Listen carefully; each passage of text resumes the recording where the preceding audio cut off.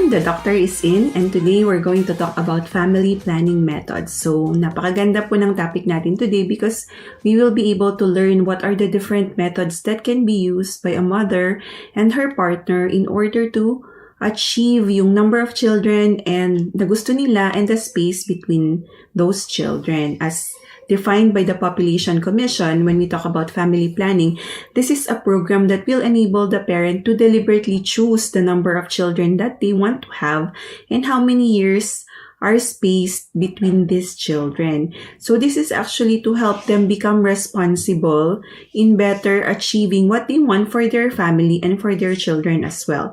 So when we talk about family planning, ano nga ba yung purpose nito? What is its purpose? Of course, number one is to prevent pregnancy. So why do we want to prevent pregnancy? So first of all, if a mother has a medical condition that does not allow her to be in a very difficult situation such as pregnancy, although being pregnant is physiologic, for some women, mahirap ito. It's difficult for them, especially if they have currently an existing medical condition already. Second, of course, if there are genetic disorders in the lineage or in the line of the family of the parents, they would want also to plan for the pregnancy in order for them to be able to have all the necessary checkup and kung ano man yung mga meds na kailangan nilang inumin. And of course, the third one, its primary purpose is to make sure that they achieve the number of children na gusto nila. If they want to have two children or isa lang, or maybe 5, or kung gusto nila ng basketball team na may news pa. Uminahon ka lang, henyo. So, depende sa kanila yan sa number, but it has to be properly spaced and they have to decide what is the number of children that they can have na still they will be able to give the right, the needs of their children as they grow up. Okay, so pangalawang purpose na is to plan pregnancy. So there are also couples who have difficulty getting pregnant. And when we talk about family planning, it will also assist them in helping how to get pregnant in a way na ma-achieve pa rin nila yung number of children that they want to have. Okay, now when we talk about family planning or preventing pregnancy, the only completely effective way to prevent pregnancy is, of course, abstinence.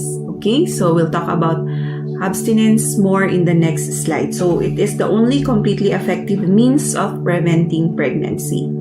Now, we have what we call your natural family planning method. So why is it called natural family planning method? Because we're not going to use any synthetic drug or any device that is inserted in the reproductive tract or hindi tayo mag-i-inject ng mga gamot. So, natural family planning, there are different ways to do this on a natural basis. So, why is it good to have natural family planning? Number one, it's inexpensive. You're not going to pay anything. So, if the couple is not in a position to buy for a contraceptive method, then they can use the natural family planning method. Number two, it's not hazardous to the health because it's organic. You just have, for some natural family planning method, you just have to know when is your ovulation. Next is, of course, it is approved by some religions. So since it's natural, you're not going to use anything, then it is accepted by other religions. So now, when we talk about natural family planning methods, the first thing that you should know is when or what are the signs that a woman is ovulating. When we say ovulation, this is the release of a mature egg cell from the ovary going to the fallopian tube, specifically at the ampulla. So meron tayong mature egg cell ready to be fertilized by a sperm. So when you know when is your ovulation, you would know the days that there is a possibility that you will get pregnant if you will have a sexual contact with your spouse or with your husband. So, ano ba yung signs of ovulation natin? Number one is increased body temperature. Sasabihin ng mga babae, nag-iinit ako. But, tinatawanan natin, minsan I feel so hot. But sometimes, we take that in a very funny way na, oh, bakit ka nag-iinit? But actually, that is a sign of ovulation. It's a natural way for us to know that a woman is ovulating. So number one, there is increased body temperature. Pangalawa, we have what we call the cervical mucus. So this is normal na secretion ng women that is nasesecrete sa female reproductive tract. So lumalabas siya. And the characteristic of this cervical mucus is being checked to know when a woman is ovulating. So we'll talk more about that later. So we have also what we call your Mittelschmerz. This is unilateral pelvic pain. So we'll talk about that also in a little while. Ano pa? Breast tenderness. Some women will explain, parang masakit yung breast ko ngayon. So it's tender without any apparent reason. So breast tenderness can also mean na meron tayong tumataas yung hormones kasi ng mga babae. So therefore, it's a sign of ovulation. So another thing is blooming. Gumaganda daw ang babae na nag-ovulate. So, it's like kumikinis yung skin niya, parang nag-glow, so blooming. And another is nagkakaroon ng increased sexual urge. So, those are the signs that a woman is ovulating. Alright. So, here, we're going to discuss contraception. And when we talk about contraception, it means voluntary prevention of pregnancy. So that's the term that we're looking for, voluntary. And there are different types. We have natural, family planning method, or tinatawag din nating fertility awareness method.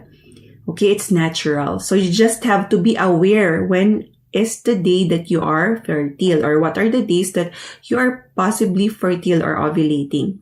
The next one, we call that coitus interruptus. Okay? Then we also have your spermicides. These are already artificial family planning methods.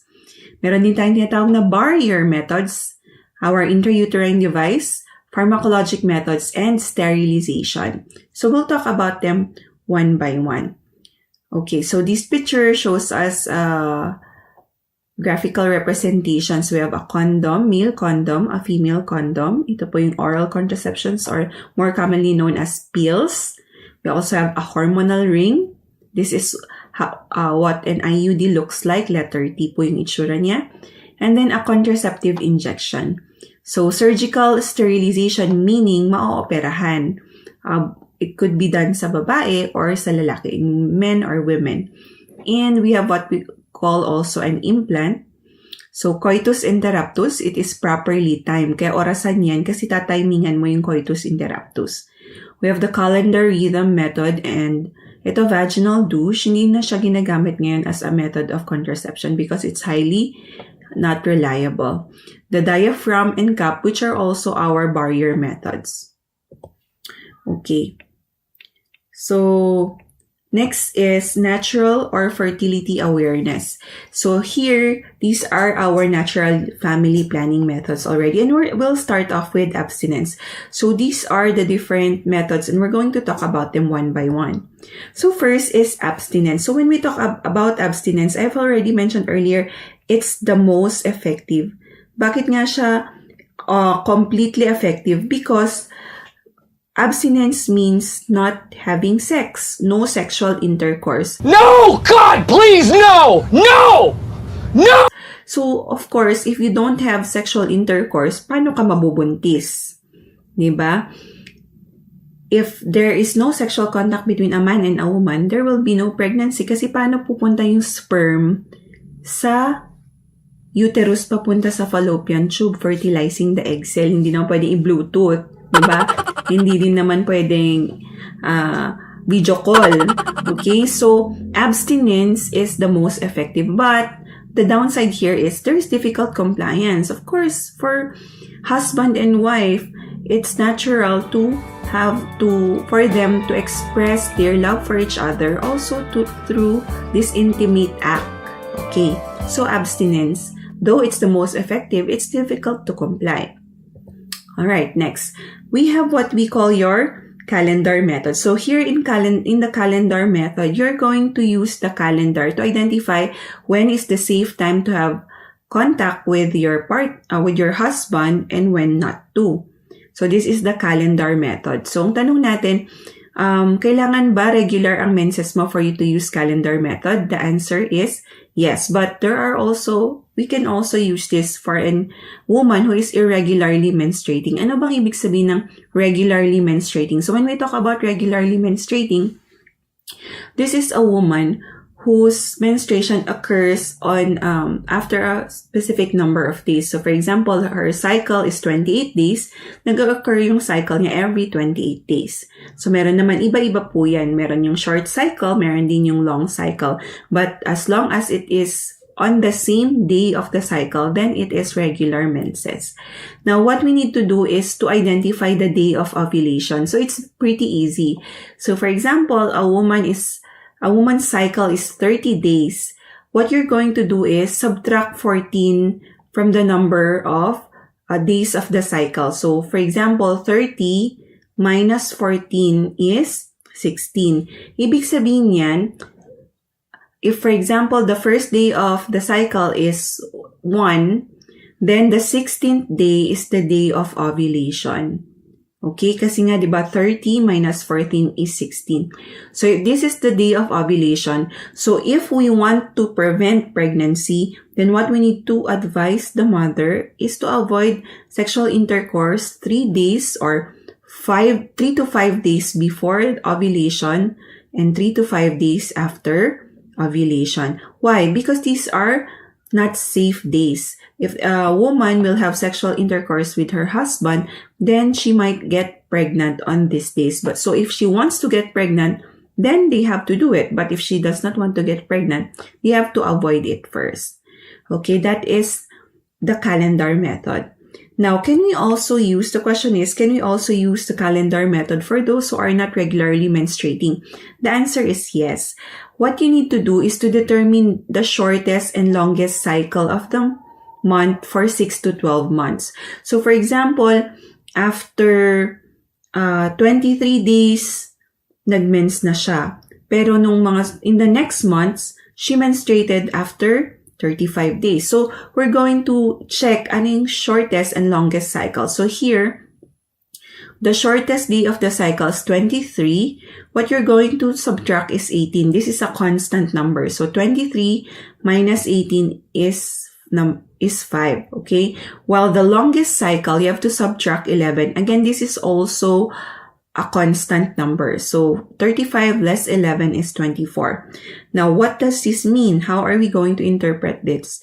Ibig sabihin, if 1 is the first day of her cycle, day 1, then the 5th day until the 24th day, these are considered unsafe periods.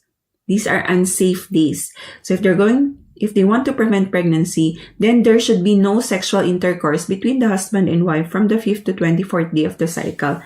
Ngayon, ang haba, 4 to 24. So, ilang araw na lang yung natira para sa kanila. So, diba, it can be used by couples, but it's very difficult as well because there are a lot of days that are considered to be unsafe. So, sometimes this is not regularly used. Okay. So, next of the natural family planning method, we call this your basal body temperature method. So, in the basal body temperature method, remember when I told you earlier, nag-iinit sila, there is an increase in the body temperature. So, if there is a rise in temperature, this is equivalent to a woman that is ovulating. So, look at this picture at the bottom. Here, we have infertile label and then we have the fertile. Now, as we can see here, we have here the cycle of a follicle. From a primordial follicle, it will develop into a Graafian or a mature follicle. Itong follicle na to, this is already a Graafian follicle. Now, on the day of ovulation, as I mentioned earlier, this follicle will this mature egg cell will be released from this follicle. And saan siya pupunta? Where will it go? Pupunta siya sa fallopian tube. Anong gagawin niya sa fallopian tube? Aantayin niya yung kadate niya. Sinong kadate niya? Si sperm. So, ang tanong, sisiputin ba siya ng kadate niya? Pupunta ba yung kadate niya, diba? So, once that this mature egg cell is released, the woman is fertile. She can become pregnant. Now, let's see what happens to the body temperature. So, this line here, the dotted pink line, represents to us the normal body temperature. So remember, in this first part wherein the follicle is still growing, the body temperature is low. I mean, it does not exceed or hindi siya tumataas above the normal temperature. So, nasa mababa lang siya. But on the day of ovulation, a day before the release of the egg, it will slightly decrease. So, medyo lalamig yung body temperature ng babae. But on the day of the ovulation, tataas ito. Okay, so it's greater than the normal body temperature. Kaya feeling ng babae, parang ang init ko ngayon. But sasabihin naman, nag-iinit ka. Bakit? So, it might mean that the woman is ovulating. But of course, the doctor has to assess it. Baka pala may sakit na siya kaya naglalagnat siya, diba? So, but if she's not sick but she just feel hot, it might mean that she's ovulating. Okay, so makikita natin on the next few days, while she just ovulated, it still remains above. Bababa din siya, but still remains na medyo mainit. Now, we correlate it to the hormone in the body. So, we look at the hormone. So, here we have on this portion, while the follicle is growing, the hormone that is being released is called estrogen. Okay, estrogen. So, when we talk about estrogen class, kapag nag-grow ng follicle, the hormone that is responsible for ovulation is your progesterone. Kaya pag tinanong tayo, what is the thermogenic hormone? Thermo means it pertains to the temperature. What hormone can increase the body temperature?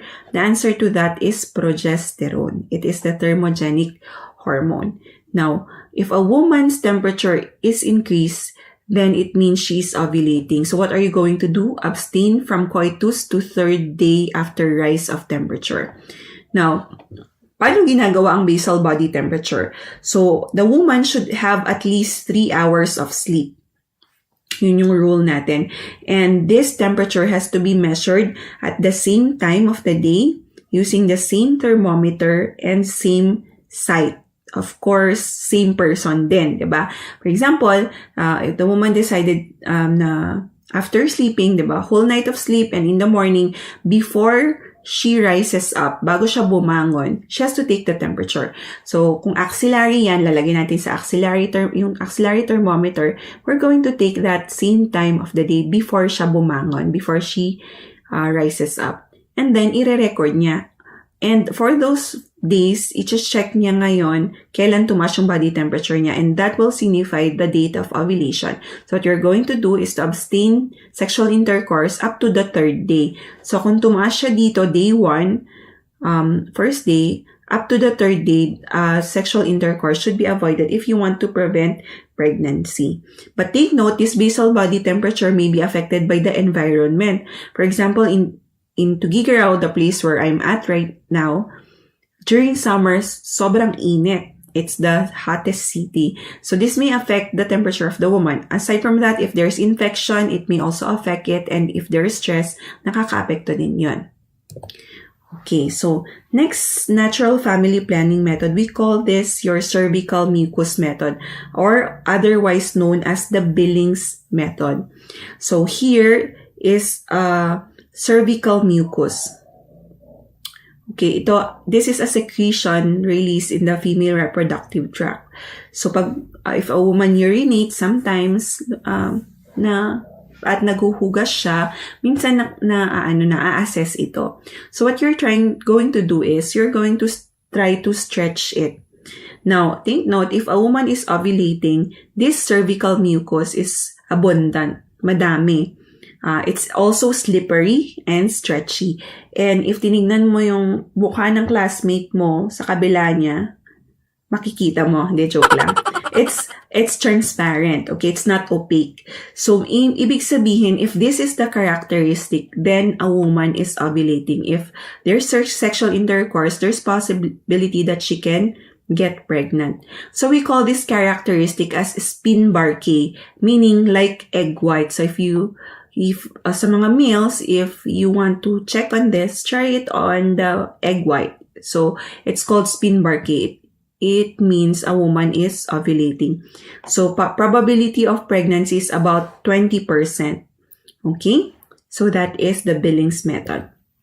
Now, we also have what we call your symptothermal method. So, pag symptothermal method, it just means that we combine the symptom, which is checking of the cervical mucus to be abundant, slippery, and translucent or transparent rather, and stretchy.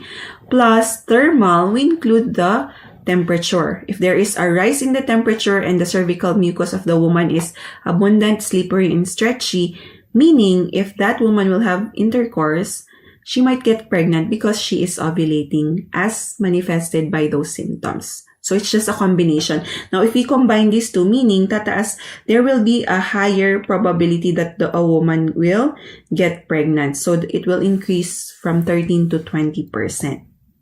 Okay, now we move on to the next. Another symptom is what we call your Mittelschmerz. So I want you to learn about the spelling because sometimes it's difficult for us to remember. So it's M-I-T-T-E-L. It's not L-E. Mittel. And then S-C-H. Just remember the first three letters of the word school. Sh.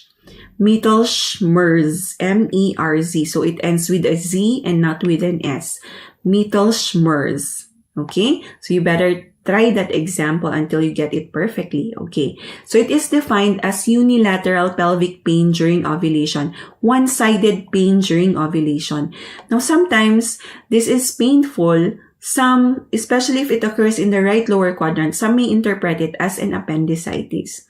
But we have to correlate it clinically. So if the white blood cells not increase, there's no fever, no other signs of infection, then we try to check baka it's actually unilateral pelvic pain caused by Mittelschmerz. Now, since a woman will ovulate either on the left or the right side of the ovary, so whatever or whether kung saan man yung location ng ovulation, whether in the left or right side, that is where the pain will occur. So we call that Mittelschmerz. So one sign of ovulation. So next, we have coitus interruptus. Coitus means sexual intercourse. Interruptus means to interrupt, to stop it. So, di ba nakakatuwa yung meme nito si Harry Potter? Pag may orgasm na daw. So, using the wand, sabi niya, coitus interruptus. Di ba? So, it's so funny. So, it means you're going to interrupt the sexual intercourse when the man is about to ejaculate.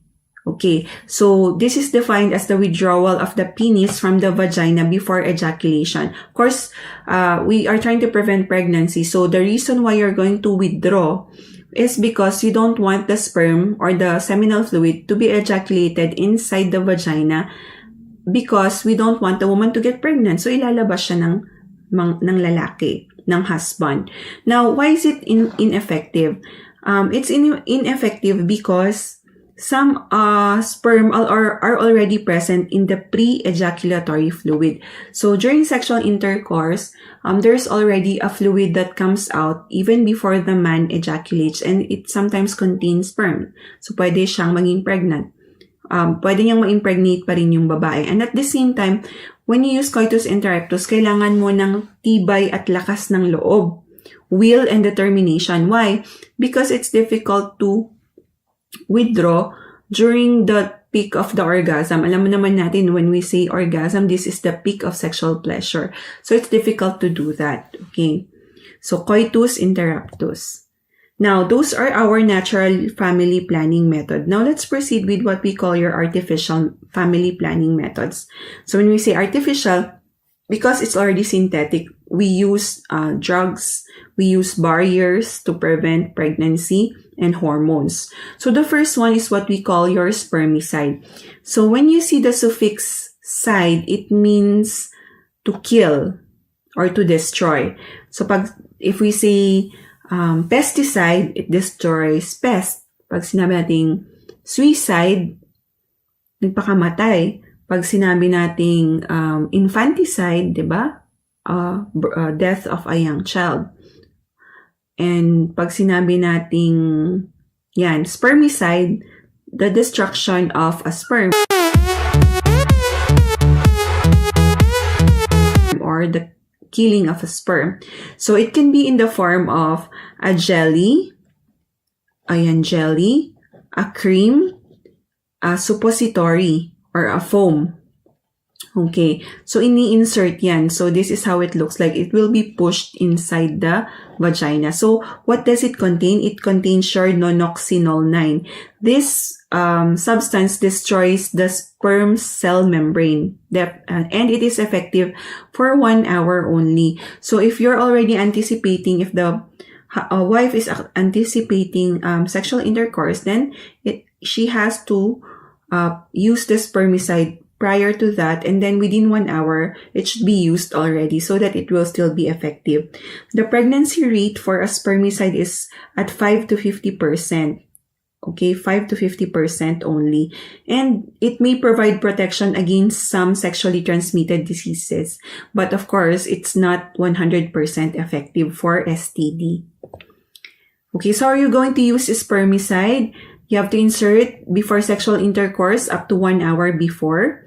And then it has to be inserted deep into the vagina using an applicator or finger. So I've already shown you earlier. So this is how it is done.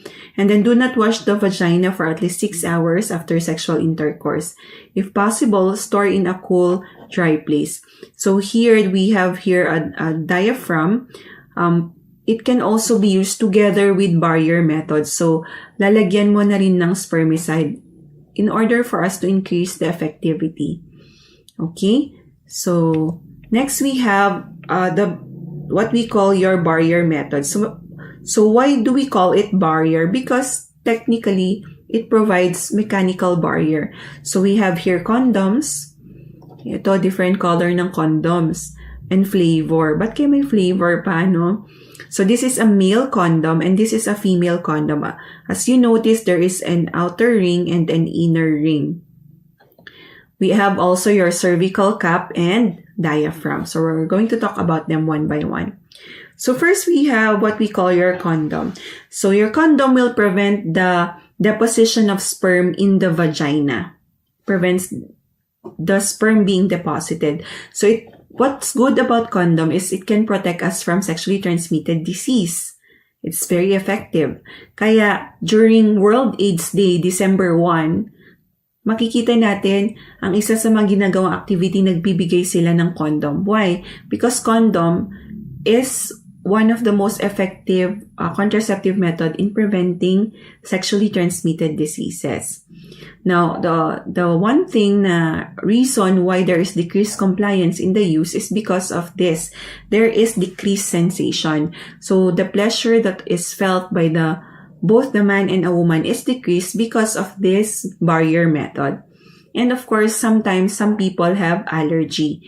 So the male condom is made up of latex. So if you have allergy with latex, then you will also have allergy with male condom if it is made up of latex. So we have what we call your surgical gloves, the one that we are using when we perform operation. It's also made of latex. So take note, if you're allergic to that, then you probably might be allergic to condoms also that are made of latex. So it is 86% effective.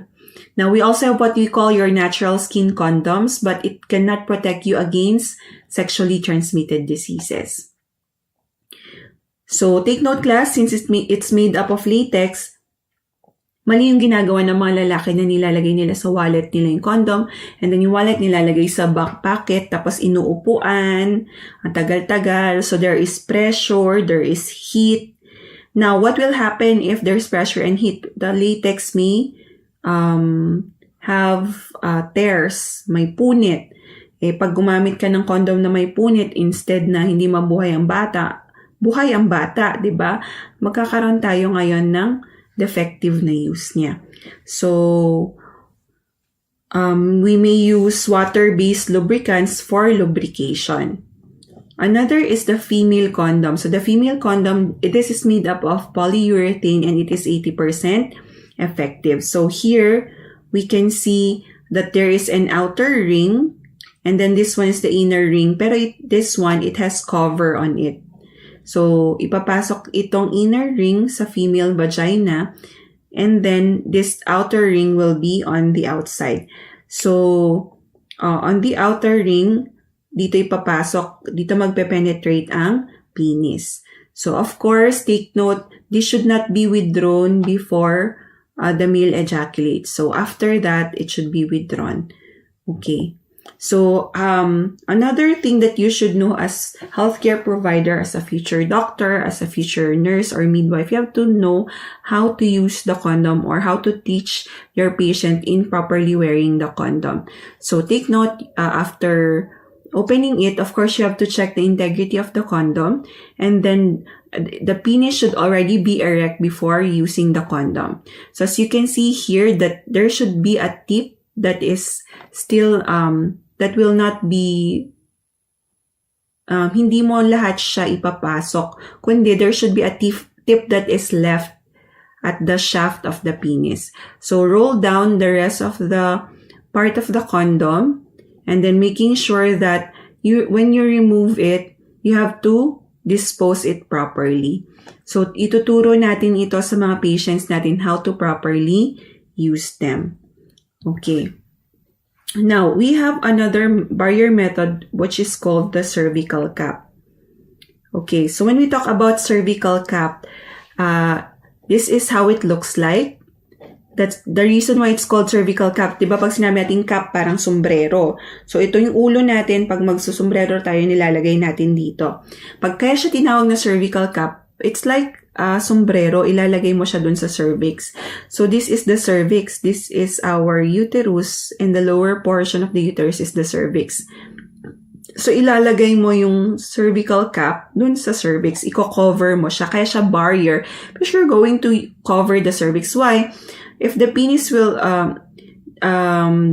if the man will ejaculate inside the vagina, the sperm will enter the uterus going to the fallopian tube. But if there is a cover, tinakpan mo, nilagyan mo ng barrier, nilagyan mo ng gate, kinandado mo pa, diba? Then it will not allow the sperm to go to the fallopian tube. Therefore, there's no fertilization. So it's as simple as that. So when using the cervical cap, you may put a contraceptive jelly or a spermicide, and then you're going to insert it in the vagina and cover the opening of the cervix. So there are some things that you have to remember. So our mnemonic is don't. First is to examine under light. Tingnan mo yung cervical cap kung meron siyang butas. If there are any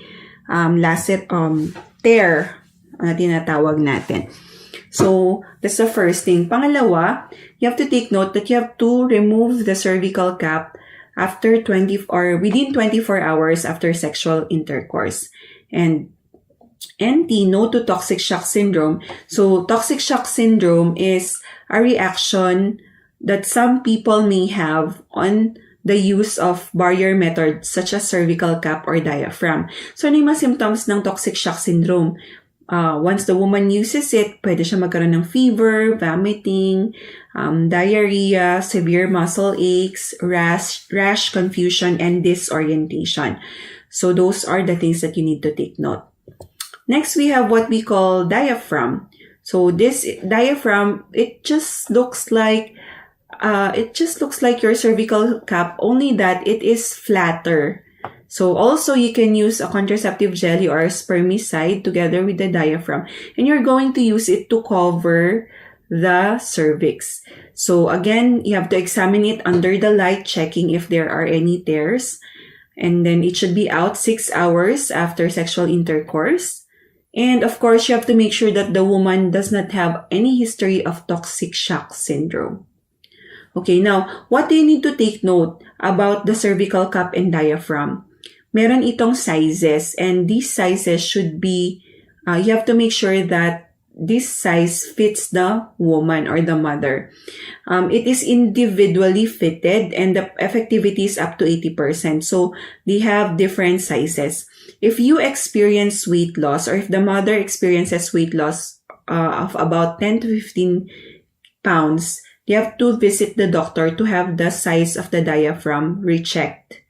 Kasi kung for example, isa sa exam questions nyo, pumayat yung babae, dati gumagamit siya ng cervical cap or diaphragm, and you did not instruct her na dapat magpa-resize siya, then it might become ineffective and the woman might get pregnant, and we don't want that. Okay. Now, another of the barrier method is what we call your IUD. So if you look at your palm, you compare it here at the picture, that is the size of an intrauterine device, it's very small. And it has an effectivity of 93 to 95%. And how many years ang effect niya? 5 to 10 years. That's why one of my cousins who got pregnant at 17-year-old and then had another child after a year, I already told her to have an intrauterine device as a contraception because napakalit na nung spacing niya. So she listened to me, and up to now, her youngest child is about 5 years old, and she did not get pregnant again after that child. So we have our hormonal IUD. Meron din tayong tinatawag na copper IUD, so it's made up of copper. So if you notice, meron siyang string. Also here, there is a string. Yan, meron po siyang string. Now, the question in the board exam for an IUD is, when is it best inserted? Kailan ba pinakamaganda mag-insert ng IUD? So, dalawang tatandaan nyo dyan. Number 1, it is best inserted when a woman is menstruating. Why? When you are menstruating, your cervix is naturally dilated. So, your cervix is naturally open. So, it's easier to insert the IUD. It's not that painful. Pangalawa, why is it best inserted during menstruation? Because we are sure that you are not pregnant. So una, it's best inserted during menstruation because your cervix is naturally dilated, and of course, we are sure that you are not pregnant. We don't want to insert an IUD to a woman who is pregnant, especially if it's in the first weeks of pregnancy. Okay, it may cause or it will cause an abortion. Now, there are, of course, instances also that having an IUD is contraindicated. When? Number 1, if a woman is nullipara. Nullipara meaning it's the woman never had pregnancy that reached the age of viability. So, nullipara, hindi pa nag-expand yung uterus niya. It's still very small. And if we're going to use it in a nulliparous woman, we may cause perforation. Pwede nating masugat or mabutasan yung uterus niya because of the procedure. Okay, number 2, we cannot use it with a woman who has multiple sexual partners. Why? Because IUD does not prevent sexually transmitted disease. So, this is a barrier method because it prevents tubal transport of sperm. So, makikita nyo, it covers the interstitial portion of the fallopian tube. It's also like a gate. O sinarahan mo, kinandado mo, pinadlock mo ng 10 beses, di na makakadaan yung sperm dyan. Plus, sinamahan mo pa siya ng hormone that kills the sperm or copper that also decreases the viability of the sperm. So, what are the different complications when we are using an intrauterine device? One complication would be PID. P, pelvic. I, inflammatory, D, disease. Pelvic inflammatory disease. Ibig sabihin, there might be an ascending infection and then it will cause infection to the fallopian tubes, causing narrowing of the fallopian tube. Thereby, it may cause ectopic pregnancy later on. Okay, for the topic of ectopic pregnancy, I have a recorded video lecture on that. You can check it on the videos that are already uploaded in my channel. So, what are you going to check if a woman has an IUD? So we have anemonic pains. Letter P, period is delayed. So you know that a woman has an IUD but her period is delayed. What does that mean? Meaning she might have had a breakthrough pregnancy. Even if she has an IUD, it may mean sa sobrang galing ng sperm natakasan o kaya baka na-displace or nagkaroon ng wrong positioning of the IUD, then the sperm was able to fertilize the egg cell. So that's the reason why the woman will get pregnant. So the period is delayed. Letter A is abdominal pain. So when we talk about abdominal pain, it may mean that there is also an infection. Okay, infection. If it's again associated with increased temperature, all the more the doctor will think, there is an infection. There might be a pelvic inflammatory disease. What will you notice about the vaginal discharge? It will also change in smell. It becomes foul-smelling, mabaho. And take note, class, we have to check the string periodically. So every year ito ginagawa. So it might be on the woman's birthday or on the first month of the year. So we're going to check if we can still palpate the strings. So this string will not be seen outside the vaginal opening. Rather, if you're going to perform an internal examination, makakapa mo yan. And if you can no longer feel for the string, then the IUD might have been displaced. Okay? So, one of the things pag nag-duty na kayo sa hospital and you're trying to convince women to have an IUD inserted, makikita nyo one of the fallacy na pinapaniwalaan nila, sinasabi nila na pumapayat daw ang mga nag-IUD. So, ang layo-layo class ng uterus natin sa stomach, sa bituka, it's very far. So, it doesn't have an effect with our diet. It doesn't cause yung pagiging payat ng mga patient na gumagamit ng IUD. So, it's not a fact. So, we have to educate them. So, here, this is how it is being inserted. So, meron tayong guide. And then, this is the cervical opening. Then, we're going to insert it. So, initially, ditong letter T, para siyang payong. So, initially, parang nakasara siya na payong. So, it doesn't look like a letter E. But once inserted, this will be released, forming the letter T structure. So, we already answered this. When is it best inserted? What's the answer? Okay, during menstruation, that's correct. And another thing, after birth, after giving birth, pagkatapos manganak. Again, the cervix is dilated during that time and we're sure that the woman is not pregnant.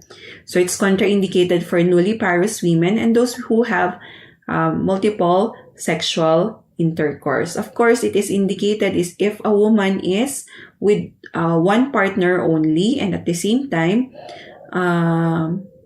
the woman has had already pregnancies prior to this insertion of the intrauterine device. So, yan. Now, let's proceed to the different pharmacologic methods, okay?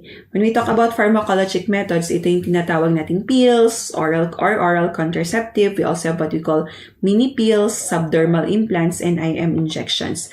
So, this is our pills. Then, we have your subdermal implants.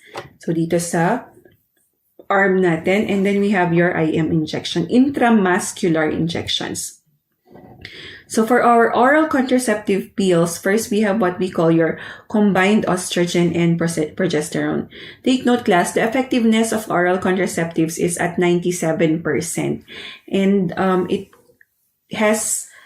can have high estrogen content, which will cause the follicle stimulating hormone to be prevented from being produced, and it may have high progesterone, which inhibits naman your luteinizing hormone.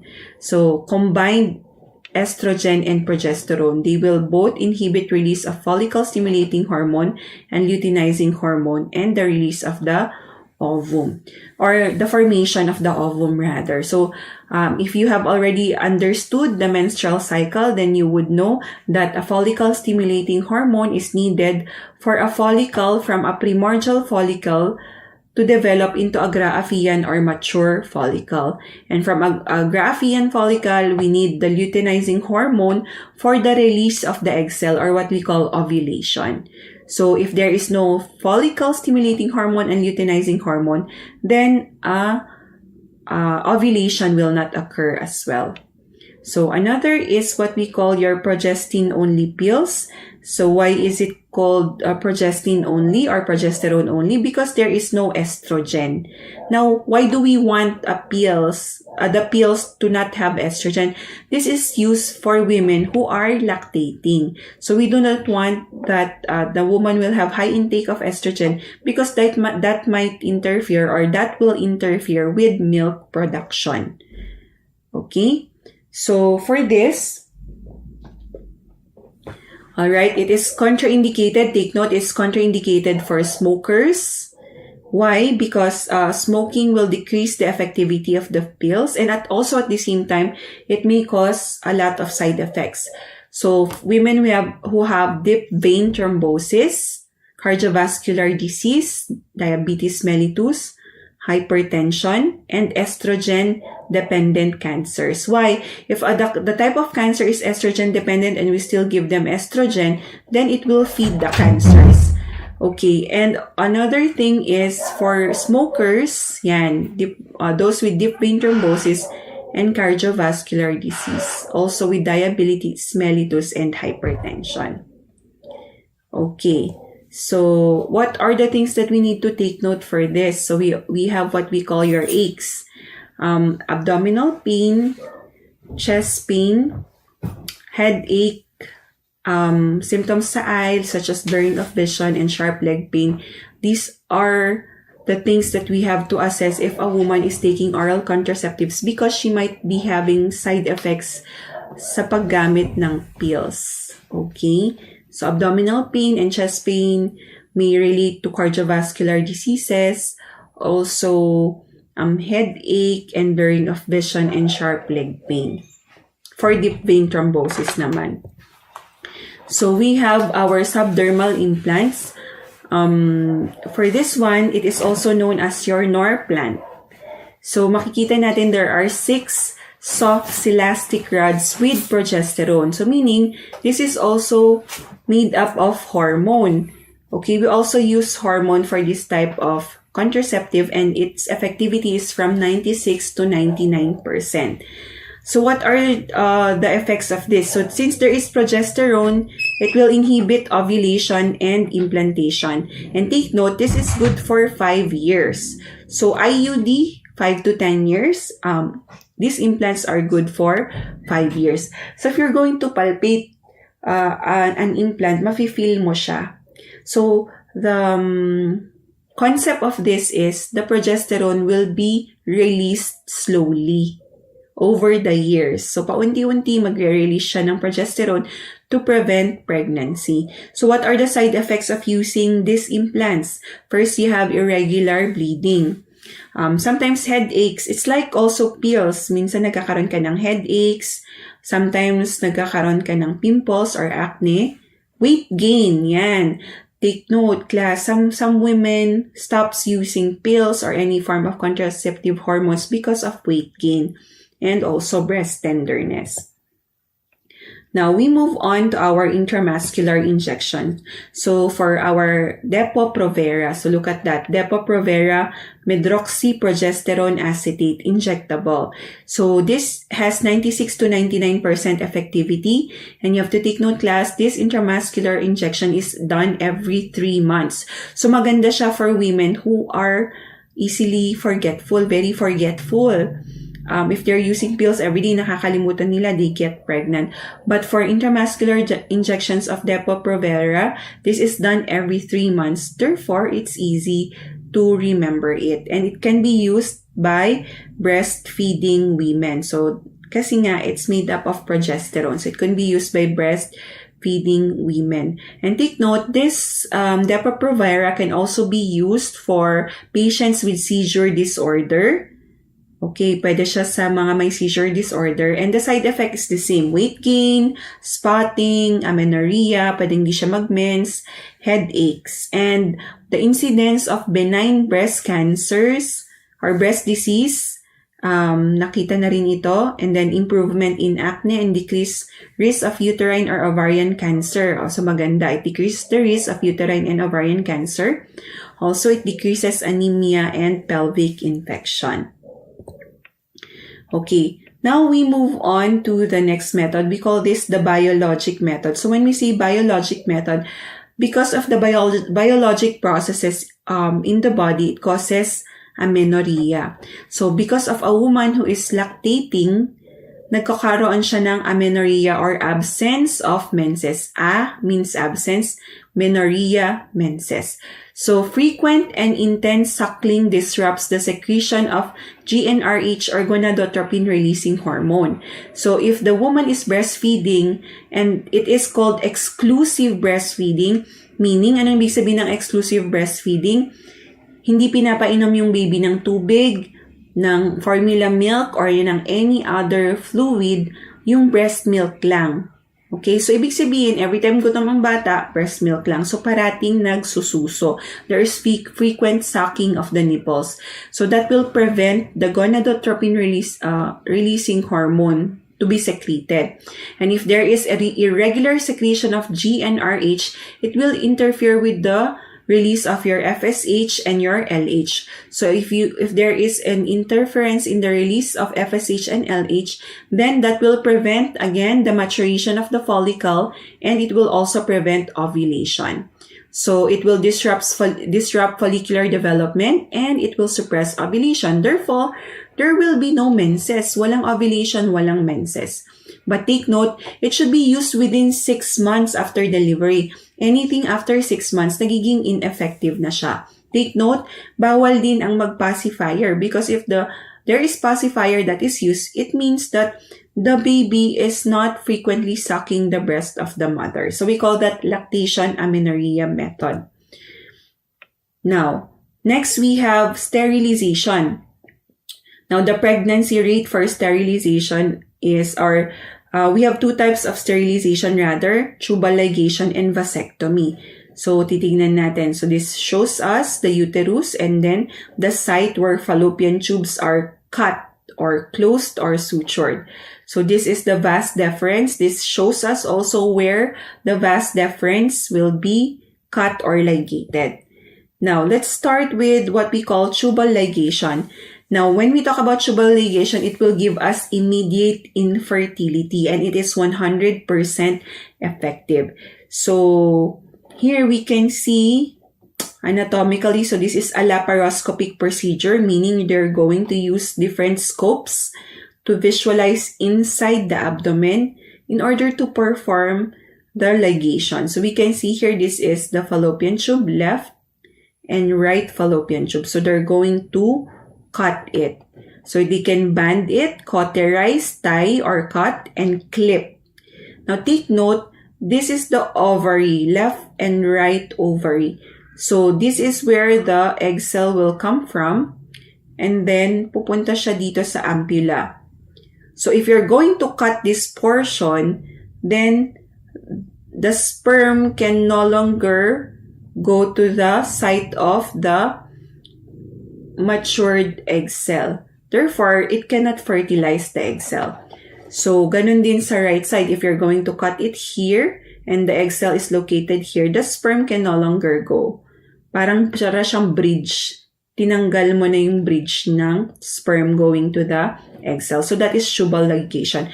Now, the question is, can we still reverse a tubal ligation? The answer is yes, but there is only a 50 to 70% successful reversal rate, and it will give you a high percentage of ectopic pregnancy. That's why, class, when you're going to decide about having a tubal ligation, you have to be very sure about it already. Okay, next we have what we call your vasectomy. This is the procedure for women. It is for men rather. Ito naman para sa mga lalaki. So, minsan, mahirap din i-convince ang mga lalaki na magpa-vasectomy. Okay? So, take note, it is 100% safe. The only time that we can already say that a man cannot impregnate a woman is if the man already had 0 sperm count, or yung tinatawag nating azoospermia. And this is after 10 to 20 ejaculations after vasectomy is done. So why is it called vasectomy? Ectomy means removal, but we don't actually remove the vas deferens. Rather, we just cut it or block it or suture it or cauterize it. So this is the vas deferens. So galing sa testis, class, dito manggagaling ang sperm. It will travel through the vas deferens going to the urethra before it is being ejaculated. So take note, class, if we're going to cut this, so tanong mo, Doc, may lalabas pa rin bang fluid kapag nag-ejaculate ang lalaki? The answer is yes. Because we have here the different structures that still produces the seminal fluid. So, the prostate gland, okay? So, pag kinat natin dito at dito galing ang sperm sa testis, hindi na siya makakadaan sa vas deferens because you already cut this portion. So, what will happen if a man ejaculates? It will contain seminal fluid, but it does not contain sperm anymore. Therefore, di na siya makakabuntis. But of course, if, for example, today, kinat natin yung vas deferens, in the epididymis portion, pwede pa rin siya mag-contain ng sperm. Therefore, if the man will immediately have sexual intercourse, then pwede pa siyang makabuntis because there is still sperm. So you have to wait for 10 to 20 ejaculations until there is already 0 sperm count. Now, can we reverse vasectomy? So the reversal success is, anatomic success is only at 40 to 90%, and the clinical success is low at 18 to 60%. So take note, for these types of surgical sterilization, there should be no heavy workload for 2 weeks to avoid bleeding.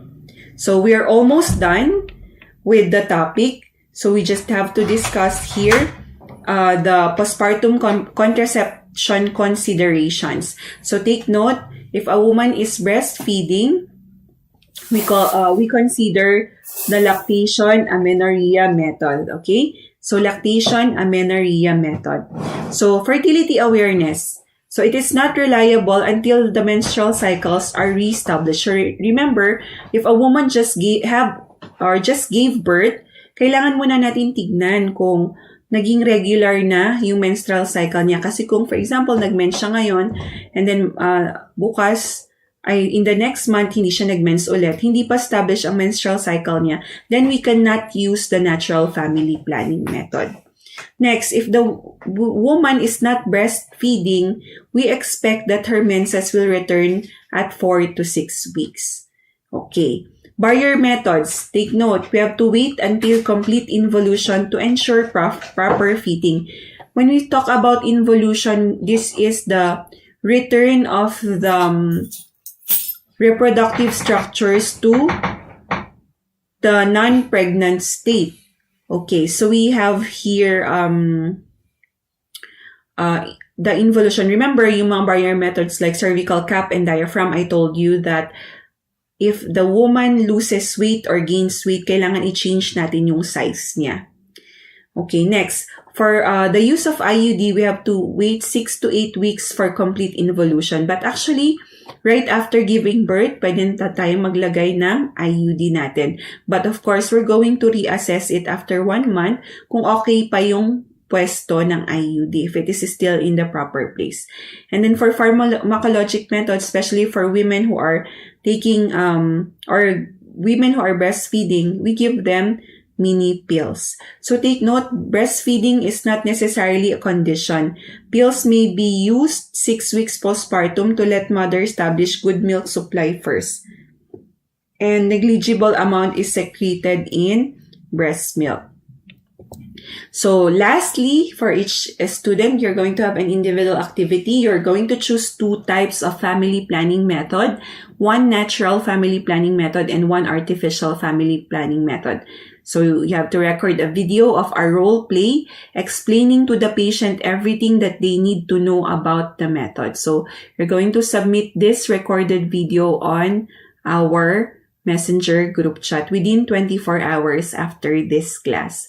So, again, mag-aral tayo ng mabuti, and this will really help us when we're going to practice and become healthcare providers later on, maybe as a doctor, a nurse, or a midwife, or a radiologic technology. Iba-iba, kahit ano kasi pwede nilang tanungin sa'yo. So, you have to be knowledgeable about the different family planning methods. So, that's it for our lecture today. Thank you so much for listening.